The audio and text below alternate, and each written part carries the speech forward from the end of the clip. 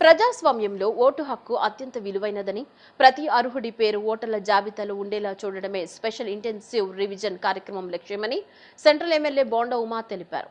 24వ డివిజన్లో నిర్వహించిన అవగాహన సదస్సులో పాల్గొన్న ఆయన 18 సంవత్సరాలు నిండిన యువత కొత్త ఓటర్లుగా నమోదు చేసుకోవాలని, ఇప్పటికే జాబితాలో ఉన్నవారు తమ వివరాలను పరిశీలించి అవసరమైతే సవరణలు చేసుకోవాలని సూచించారు. మరణించిన వారి పేర్లు, ఇతర ప్రాంతాలకు శాశ్వతంగా మారిన వారి పేర్ల తొలగింపులో ప్రజలు సహకరించాలని కోరారు. ప్రతి ఓటరికి జాబితాలో స్థానం కల్పించేందుకు అధికారులు, బూత్ లెవెల్ సిబ్బంది ఇంటింటికి వెళ్లి అవగాహన కల్పిస్తున్నారని తెలిపారు.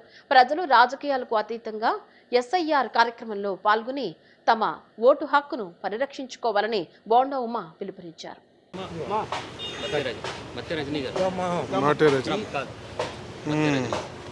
ఎన్నమ్మా మీ ఓట్లు మొత్తం? బాబు మత్తే, సురేఖ, విజయ్ కుమారి, దినేష్ కుమార్ సార్. దానికోసమే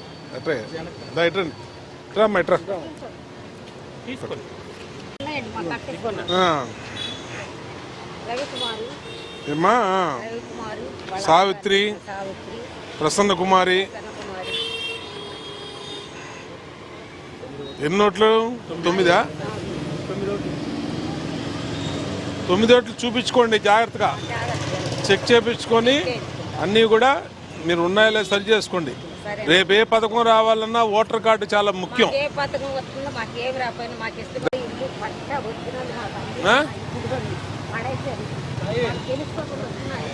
వీళ్ళ ఎందుకు ఉద్యోగాలు తీసేస్తామని బెదిరించారండి. ఆ మాట కూడా అతను నాకు చెప్పాడు. ఇప్పుడు నాకు చెప్పావు కదా, నేను చూస్తాను. రేపు ఆ కాగితాలన్నీ తీసుకుని రా, రేపు రా, నేను మాట్లాడతా. కొంచెం 2 రోజులు. ఎన్నికల సంఘం చేపట్టిన ప్రత్యేక ఓటర్ల జాబితాల సవరణ కార్యక్రమం లోపభూయిష్టంగా మారిందని, మై టీడీపీ యాప్ ద్వారా ఓట్ల చోరీకి అధికార పార్టీ మరోసారి ప్రయత్నిస్తుందని మాజీ మంత్రి సాకే శైలజనాథ్ మండిపడ్డారు. సింగనమల నియోజకవర్గంలో టీడీపీ నేతల కన్సర్న్లో జరుగుతున్న ఎస్ఐఆర్ ప్రక్రియను తాము అడ్డుకుని ప్రశ్నిస్తే పొరపాటు జరిగిందని చెప్తున్నారని శైలజనాథ్ తెలిపారు. రాష్ట్రంలో సర్ను అడ్డుపెట్టుకుని భారీ ఎత్తున దళితులు, మైనార్టీలు, పేదల ఓట్లు తొలగించే ప్రయత్నాలు జరుగుతున్నాయని, ఈసీ వెంటనే జోక్యం చేసుకుని అక్రమాలను అడ్డుకోవాలని సాకే శైలజనాథ్ డిమాండ్ చేశారు. మేము ఫస్ట్ నుంచి కూడా పారదర్శకంగా ప్రజాస్వామ్య పద్ధతిలో పౌరులందరి ఓటు హక్కు కాపాడబడి ప్రజాస్వామ్యాన్ని రాజ్యాంగబద్ధంగా పరిపుష్టితం చేయడం కోసం ఈ కార్యక్రమం ఉండాలని డిమాండ్ చేశాం, కోరినాం. అనేక సార్లు మా పార్టీ కూడా అనేక వేదికల మీద ఈ మాట చెప్పింది. గత 3 రోజులుగా, అంటే 15న మొదలైంది, 16, 17 ఈ రోజున. 15 ఎవరేం పట్టించుకోలేదు, 16 అటు పేపర్లు తీసుకున్నారు. 17వ తారీఖు 16వ తారీఖు నాడే అనేక అక్రమాలపైన, అనుమానాలపైన చివరికి రాజకీయ పార్టీలు తమ కూడా యాప్లు తయారు చేసుకొని నీ కులమేంది, నీ మతమేంది, నువ్వెవరు, నీ కథ ఏంది, నువ్వు ఓటు వేస్తావా, ఎవరికి వేస్తావు, వేస్తే ఎన్నిసార్లు వేస్తావు అనే సమాచారం మొత్తం సేకరించి పంపిస్తున్నారయ్యా. ఇది డెమోక్రసీ కష్టంగా ఉంటుంది. ఆ పార్టీ వాళ్ళు, తెలుగుదేశం పార్టీ వాళ్ళు అని కంప్లైంట్ చేయడానికి వెళ్తే కంప్లైంట్ తీసుకొని కనీసం ప్రెస్లో మాట్లాడడానికి కూడా అవకాశం ఇవ్వని సంఘటన చూసాం నిన్న. ఎవరికి మేలు చేద్దామని రాష్ట్ర ఎన్నికల కమిషన్ కానీ, కేంద్ర ఎన్నికల కమిషన్ కానీ, నేను రాష్ట్ర ప్రభుత్వం గురించి పెద్దగా మాట్లాడలేను. ఎందుకంటే రాష్ట్ర ప్రభుత్వంలో ఉన్న చంద్రబాబు నాయుడు తనకు తనే మేలు చేసుకునే కార్యక్రమం తప్ప జనానికి కానీ ఇంకొకరికి కానీ మేలు చేసే కార్యక్రమం చేయడు. నన్ను నమ్మండి అంటాడు అతను. అతను నమ్మకాన్ని నమ్ముకోవడంలో అతనికంటే మించిన వాడు ఎవరు లేరు. గతంలో సేవామిత్ర పేరు పెట్టి, ఆయన సేవట మిత్రట, ఈయన సేవామిత్ర పేరు పెట్టి దాదాపు వైఎస్ఆర్ కాంగ్రెస్ పార్టీకి సంబంధించినవని భావించబడుతున్న 30 లక్షల ఓట్లు గల్లంతు చేయబడితే, మరి న్యాయస్థానాలను ఆశ్రయించి వాటిని వెనక్కి తీసుకొచ్చే సంగతి గుర్తెచ్చుకుంటే, తెలుగుదేశం పార్టీ దగ్గర నుండి అట్లాగే ఎన్డీఏ దగ్గర నుంచి కూడా ఏం ప్రజాస్వామ్యాన్ని, పారదర్శకతని ఊహించడానికి కూడా సాధ్యం కాదన్న విషయాన్ని ప్రజలకు స్పష్టంగా తెలియజేస్తా ఉన్నా నేను.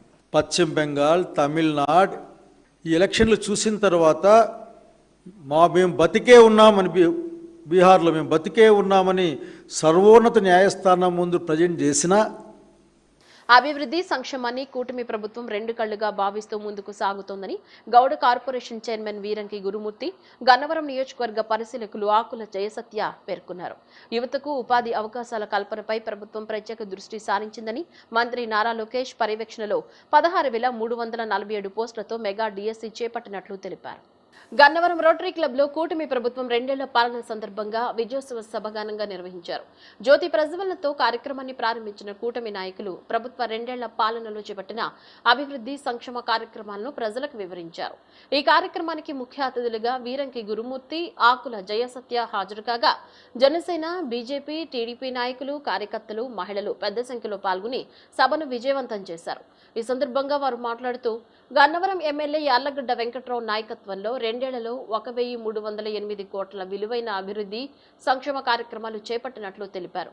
ప్రజాసేవే లక్ష్యంగా రాజకీయాల్లోకి వచ్చిన ఆయన నియోజకవర్గ ప్రజల బంగారు భవిష్యత్ కోసం నిరంతరం కృషి చేస్తున్నారని కొనియాడారు. రాష్ట్రంలో మౌలిక సదుపాయాల కల్పనకు ప్రభుత్వం అత్యంత ప్రాధాన్యత ఇస్తోందని పేర్కొంటూ గత ప్రభుత్వ హయాంలో 1000 కిలోమీటర్ల సిమెంట్ రోడ్లు మాత్రమే నిర్మించగా ప్రస్తుత కూటమి ప్రభుత్వంలో ఉప ముఖ్యమంత్రి పవన్ కళ్యాణ్ నేతృత్వంలోని పంచాయతీరాజ్ శాఖ ఆధ్వర్యంలో 2 ఏళ్లలో 7,000 కిలోమీటర్ల సిమెంట్ రోడ్లు నిర్మించినట్లు వివరించారు.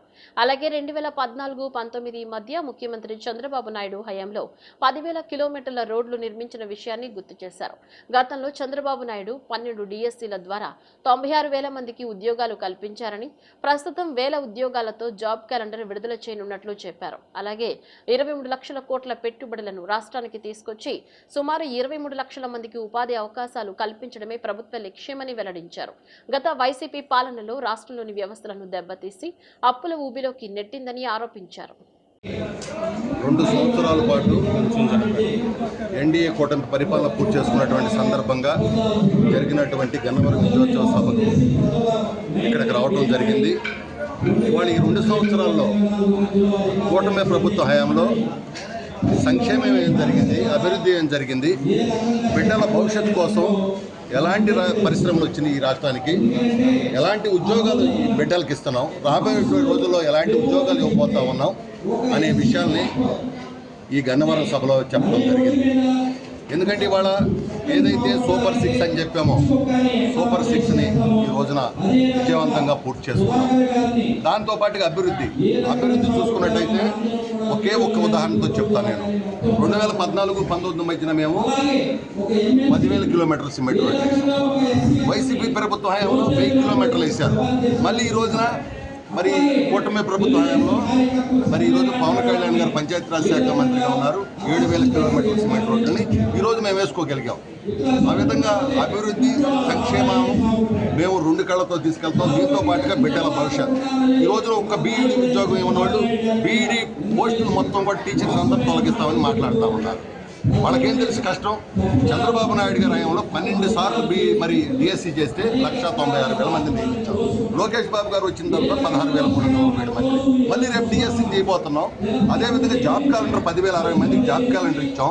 ఇది కాకుండా ఈ 2 సంవత్సరాల్లో దాదాపుగా 23 లక్షల కోట్ల పెట్టుబడి, 23 లక్షల మందికి బిడ్డల భవిష్యత్తు కోసం, ఉద్యోగ కల్పన కోసం చాలా పెద్ద ఎత్తున ఈ రాష్ట్రంలో పరిశ్రమలు వస్తూ ఉంటే కనీసం వచ్చినటువంటి పరిశ్రమలు వస్తూ ఉన్నాయి, వీళ్ళు అభివృద్ధి చేస్తున్నారు, సంక్షేమం చేస్తున్నారు అని కనీసం ఆహ్వానించకుండా అబద్ధాలు చెబుతా ఉన్నారు. పేద మధ్యతరగతి కుటుంబాలకు వైద్య ఖర్చుల భారం తగ్గించడంలో ముఖ్యమంత్రి సహాయ నిధి ఎంతో ఉపయోగపడుతోందని సెంట్రల్ ఎమ్మెల్యే బోండా ఉమా అన్నారు. తన కార్యాలయంలో 24వ, 25వ డివిజన్లకు చెందిన లబ్ధిదారులకు 4,34,256 విలువైన ముఖ్యమంత్రి సహాయ నిధి చెక్కులను ఆయన పంపిణీ చేశారు. అనారోగ్య చికిత్సల కారణంగా ఆర్థిక ఇబ్బందులు ఎదుర్కొనే కుటుంబాలకు రాష్ట్ర ప్రభుత్వం అండగా నిలుస్తోందని ఆయన పేర్కొన్నారు. అర్హులైన ప్రతి ఒక్కరికి సహాయ నిధి అందేలా పారదర్శకంగా చర్యలు తీసుకుంటున్నట్లు తెలిపారు. ప్రజల సమస్యల పరిష్కారానికి ఎల్లప్పుడూ అందుబాటులో ఉంటామని స్పష్టం చేశారు. నాకు హార్ట్ ఆపరేషన్ సందర్భంగా గోపి 1,20,000 సాయం చేశారు. బాగున్నారు, ధన్యవాదాలు. నాకు పాప పుట్టినప్పుడు చాలా తక్కువ బరువుతో పుట్టింది. అందుకని పాపకి 2 లక్షల వరకు ఖర్చు అయింది. సార్కి సీఎంఆర్ఎఫ్ ఫండ్కి రిలీఫ్ కోసం పెట్టుకున్నాము. 68,000 వరకు సార్ సహాయం చేశారు. Thank you sir. నమస్కారం అండి. నా పేరు షఫీముల్లా అండి. నేను 25 డివిజన్లో ఉంటాను. మా అమ్మగారికి హాస్పిటల్లో అడ్మిట్ అయ్యేందుకు చనిపోయారు. వెళ్ళి మేము గోపీభాయిని మీద కలిసాము. మేము కలవంగానే సార్తో చెప్పి మా రిలీఫ్ ఫండ్ రిలీఫ్ ఫండ్ రావడం వల్ల నాకు చాలా సంతోషంగా ఉంది. నాకు హరిణి హాస్పిటల్ చూపించాము. మా ఫాదర్ ఎక్స్పైర్ అయ్యారు. గోపీనాథ్ సార్ చాలా హెల్ప్ చేశారు. సీఎం రిలీఫ్ ఫండ్ ఇప్పించారు సార్. డివిజన్లో ఉన్న మా 25 జన కుటుంబ సభ్యులకి మా డివిజన్ పర్యటనలో భాగంగా మా డివిజన్ ప్రెసిడెంట్ గోపి గారు పర్యటన చేస్తున్నప్పుడు వాళ్ళకి ఒకళ్ళకి హార్ట్ ఆపరేషన్ జరిగింది. వాళ్ళ ఇతర వాళ్ళకు వచ్చిన హాస్పిటల్ ఖర్చుల నిమిత్తం మన బోండమ్మ గారి సీఎం రిలీఫ్ ఫండ్ ద్వారా వాళ్ళు వెళ్ళి చూపించిన వాళ్ళకైనా ఖర్చులకి వాళ్ళు మాకు ఇంత ఖర్చు అయిందండి, మా పరిస్థితి బాగాలేదని చెప్పి గోపి గారు తెలియజేయగా ఆయన మన ఎమ్మెల్యే బోండమ్మ అనే దగ్గర తీసుకురావడం వల్ల వాళ్ళందరికీ సీఎం రిలీఫ్ ఫండ్లు ఇప్పించినది. వాళ్ళ దాదాపుగా నలుగురికి 5 లక్షల రూపాయల నగదును అందజేయడం జరిగింది. సీఎం రిలీఫ్ ఫండ్ వాళ్ళకి అందజేయడం వల్ల వాళ్ళందరూ చాలా సంతోషం వ్యక్తం చేస్తున్నారు. మా గవర్నమెంట్ నుంచి వచ్చిందని చెప్పి చాలా సంతోషంగా ఉన్నారు. మైలవరంలో ఇసుక అక్రమ రవాణా, సహజ వనరుల దోపిడీపై మాజీ మంత్రి జోగి రమేష్ తీవ్ర ఆరోపణలు చేశారు. ఎమ్మెల్యే వసంత కృష్ణ ప్రసాద్ ఆయన బావమరిది ప్రతి వ్యవహారంలో 25% వాటా లేకపోతే నిద్ర పట్టదంటూ విమర్శించారు.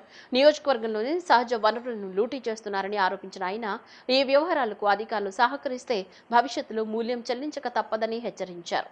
పట్టపగలు వందలాది లారీలతో ఇసుక మాఫియా సాగుతుంటే సంబంధిత అధికారులు ఏం చేస్తున్నారని ప్రశ్నించారు.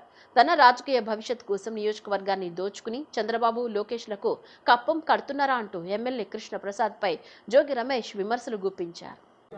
ఇదిగో మీడియా సోదరులారా, దాములూరు శాండ్ సప్లయర్స్ అనే పేరు మీద బిల్లులు కొడిచారు. దాములూరు శాండ్ సప్లయర్స్ అంట. దీనికి సంబంధించి ఎవరో ఇది కొట్టించింది, దీని వెనకొన్న పాత్రదారులు ఎవరో, సూత్రధారులు ఎవరో, ఇక్కడ ఉన్న స్థానిక ఎమ్మెల్యే మీకు తెలుసు కదా పావలా ప్రసాద్ నేతృత్వంలో జరుగుతున్న ఇసుక దోపిడీ, పావలా ప్రసాద్ అక్రమ ఇసుక దోపిడీని ఒకసారి మీడియా మిత్రులందరూ కూడా రాష్ట్ర ప్రజలకు తెలియజెప్పండి. మరీ ముఖ్యంగా ఈ రాష్ట్రాన్ని పరిపాలన చేస్తున్న ముఖ్యమంత్రి నారా చంద్రబాబు నాయుడు పాపం అక్కడే ఉంటాడు. ఈ ఏటి అవతల ఉంటాడు. 2 కిలోమీటర్లు 3 కిలోమీటర్ల అవతల 3 కిలోమీటర్ల అవతల ఉన్న నారా చంద్రబాబు నాయుడు గారికి చెప్తా ఉన్నా, నారా చంద్రబాబు నాయుడు కొడుకు లోకేష్కి చెప్తా ఉన్నా, మీరేమో అక్కడ కూర్చొని మాటలు చెప్తా ఉన్నారు. ఇక్కడేమో మైలవరం ఎమ్మెల్యే కృష్ణప్రసాద్, పావలా ప్రసాద్ అక్రమంగా ఇసుక మొత్తం కూడా లూటీ చేస్తూ ఉన్నాడు. చూశారు కదా, లారీలు, పొక్కు లైన్లు ఏ విధంగా మొత్తం కూడా కొన్ని వందల లారీలు, అంటే ఇప్పుడు ప్రజెంట్ నైట్ అయ్యేసరికి 100 లారీలు ఏ విధంగా ఇసుక మాఫియా చేస్తూ ఉన్నాడో ఇతన్ని ఇమీడియట్గా పావలా ప్రసాదే కొట్టించాడు. ఇది దాములూరు శాండ్ సప్లైర్స్ పావలా ప్రసాద్ నేతృత్వంలో జరుగుతున్న ఈ ఇసుక దోపిడీని రాష్ట్ర ప్రభుత్వం, ముఖ్యమంత్రి వెంటనే స్పందించమని చెప్పేసి కోరుతా ఉన్నా. మాటలు చెప్పడం కాదు చంద్రబాబు నాయుడు గారు, చేతల్లో చూపించు. నీకు చేతనైతే పక్కనే 3 కిలోమీటర్ల కృష్ణానదికి అవతల నువ్వు ఉన్నావు, యువతల ఇక్కడ మాఫియా జరుగుతూ ఉంది. దీన్ని అరికట్టమని చెప్పేసి నిజంగా నిబద్ధతతో నీతి వాక్యాలు చెప్పే చంద్రబాబు నాయుడు గారికి. ప్రజలకు నాణ్యమైన శుద్ధమైన త్రాగునీరు నిరంతరాయంగా అందించేందుకు నగరపాలక సంస్థ అన్ని స్థాయిల్లో పటిష్ట చర్యలు చేపడుతోందని కమిషనర్ ధ్యానచంద్ర తెలిపారు.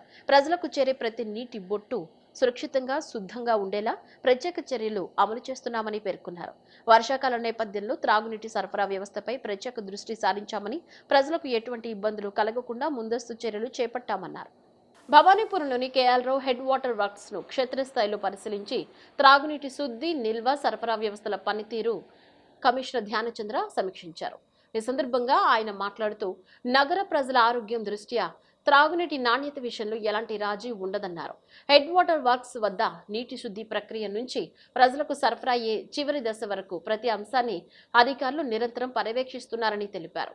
నగరంలోని అన్ని ఈఎస్ఎల్ఆర్లు, జిఎస్ఎల్ఆర్లు వద్ద క్రమం తప్పకుండా నీటి నమూనాలను సేకరించి పరీక్షలు నిర్వహిస్తున్నామని చెప్పారు. నీటి నాణ్యత ప్రమాణాలను ఎప్పటికప్పుడు పరిశీలిస్తూ ఎక్కడైనా లోపాలు తలెత్తే అవకాశాలను ముందుగానే గుర్తించి తక్షణ చర్యలు తీసుకుంటున్నామని వివరించారు. అలాగే త్రాగునీటి రిజర్వాయర్ల నుంచి ప్రజలకు సరఫరా చేసే పైప్లైన్ వ్యవస్థను కూడా నిరంతరం తనిఖీ చేస్తున్నామని తెలిపారు. ప్రజలకు చేరే ప్రతి నీటి బొట్టు సురక్షితంగా, శుద్ధంగా ఉండేలా ప్రత్యేక చర్యలు అమలు చేస్తున్నామని పేర్కొన్నారు. ఇందుకోసం ప్రతిరోజు నిరంతరాయంగా నీటి నాణ్యత పరీక్షలు నిర్వహించడంతో పాటు సంబంధిత ఇంజనీరింగ్, వాటర్ సప్లై విభాగాల అధికారులు క్షేత్రస్థాయిలో పర్యవేక్షణ కొనసాగిస్తున్నారని చెప్పారు. వర్షాకాలం నేపథ్యంలో త్రాగునీటి సరఫరా వ్యవస్థపై ప్రత్యేక దృష్టి సారించామని, ప్రజలకు ఎటువంటి ఇబ్బందులు కలగకుండా ముందస్తు చర్యలు చేపట్టామని కమిషనర్ తెలిపారు. శుద్ధమైన త్రాగునీటి సరఫరా నగరపాలక సంస్థ ప్రధాన ప్రాధాన్యతగా కొనసాగుతుందని ఆయన స్పష్టం చేశారు. విశాఖ బీచ్లో బీచ్ షాక్స్ పేరుతో మద్యం విక్రయాలకు కూటమి ప్రభుత్వం అనుమతి ఇవ్వడాన్ని వైసీపీ రాష్ట్ర అధికార ప్రతినిధి కొండా రాజీవ్ గాంధీ తీవ్రంగా తప్పుబట్టారు. రాష్ట్రాన్ని అభివృద్ధి దిశగా నడిపించాల్సిన ప్రభుత్వం మద్యం విక్రయాలను ప్రోత్సహించే చర్యలకు పాల్పడుతోందని విమర్శించారు. విశాఖ వంటి ఆధ్యాత్మిక, పర్యాటక ప్రాధాన్యం ఉన్న ప్రాంతాల్లో బీచ్ షాక్స్ పేరుతో మద్యం అమ్మకాలు చేపట్టడం ప్రజల మనోభావాలను దెబ్బతీస్తుందన్నారు. బీచ్ షాక్స్ నిర్ణయం రాష్ట్రాన్ని మధ్యాంధ్రప్రదేశ్గా మార్చే ప్రయత్నంలో భాగమేనని ఆరోపిస్తూ ఈ ప్రతిపాదనను ప్రభుత్వం వెంటనే వెనక్కి తీసుకోవాలని డిమాండ్ చేశారు. ఎటు చూసినా సరే విధ్వంసాలు, అరాచకాలు, హత్యాయత్నాలు, అత్యాచారాలు, డ్రగ్ మాఫియా, రౌడీ షీటర్లు, దాడులు, దాష్టికాలు ఇవన్నీ చాలదన్నట్టు సరికొత్త సంస్కరణ తీసుకొస్తున్నామని చెప్పి నిస్సిగ్గుగా ప్రకటించారు లోకేష్ గారి తోడల్లుడు, విశాఖపట్నం ఎంపీ అయిన శ్రీభరత్ గారు. ఏంటా అతి గొప్ప సంస్కరణ అంటే, విశాఖపట్నం బీచ్లో బీచ్ షాక్స్ ఏర్పాటు చేస్తున్నాం, దానికి ప్రభుత్వం అనుమతులు ఇచ్చింది, బీచ్లో బీచ్ షాక్స్ పెడితే తప్పేంటని చెప్పి నిస్సిగ్గుగా ఒక పార్లమెంటు సభ్యుడు మాట్లాడడం అత్యంత దురదృష్టకరం.